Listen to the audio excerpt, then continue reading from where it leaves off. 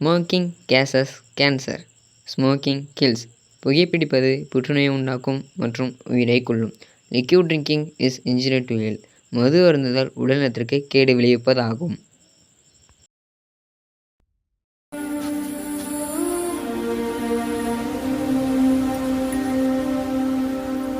Hello guys, நான் தான் வேற யாரும் இல்லை. இந்த ஷார்ட் ஃபிலிம் மேய்க்கிறோம் நான் தான்.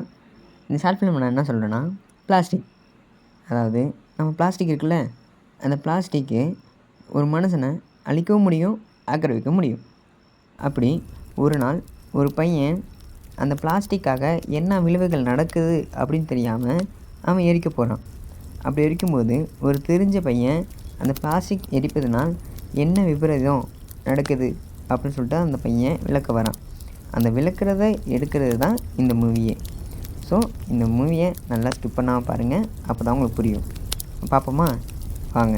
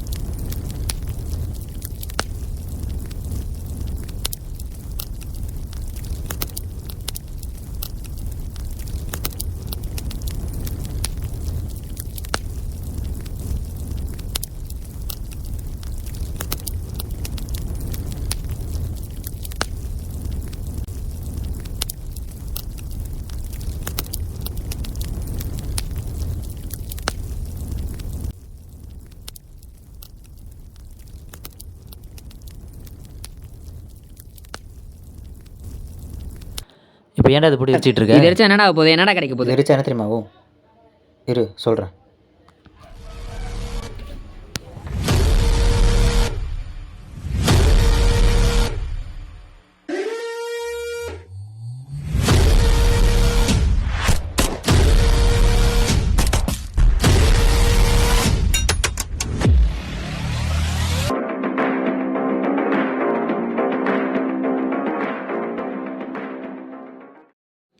நம்ம ஊரில் நிறைய தொழிற்சாலை இருக்குது.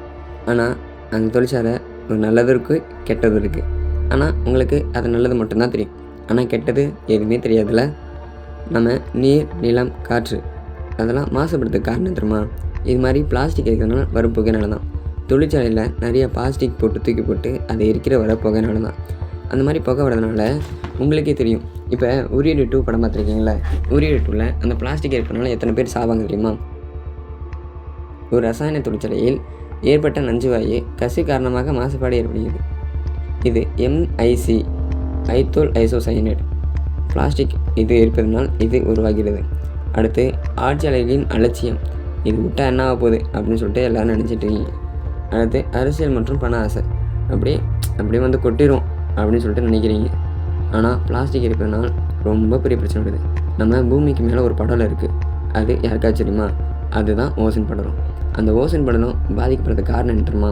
இது மாதிரி தொழிற்சாலைகள் அப்படியே மேலே புகை மூட்டையாக போயிட்டு அதில் போய் ஓட்ட மாதிரி குத்துது, நிறைய குத்தி அதனால் பாதிப்படையுது. அடுத்து 1984 போபால் எரிவாயு துயரம் அப்படின்னு சொல்லிட்டு தூத்துக்குடியில் நடந்துச்சு. அது தெரியுமா? அதெல்லாம் பார்த்துக்கோங்க. மனுஷங்களுக்கு மூச்சு திணறல் வந்து ஹாஸ்பிட்டலுக்கு அட்மிட் ஆகுறாங்க. டாக்டருக்கு ப்ரெஷர் ஆகுது.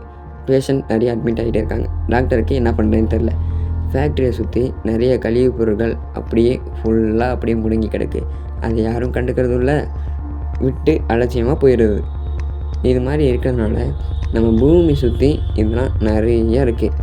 அப்படியே அந்த புகை மூட்டை தள்ளி அப்படியே பூமி சுற்றி இருக்குது. ஓசோன் படலமும் பாதிக்கப்படுது. இதை மாற்றணுன்னா நம்ம சமுதாயம் கையில் தான் இருக்குது. நம்ம சமுதாயம் தான் மாற்றணும். சாரி மச்சான், இவ்வளோ பிரச்சனை எனக்கு தெரியாது. இவ்வளோ பிரச்சனை நான் இது பண்ண மாட்டேன். மக்கும் குப்பை மக்காத குப்பை தனியாக பிரித்து யார் என்ன பண்ணணும் நான் அங்கே போய் தட்டி கேட்பேன்.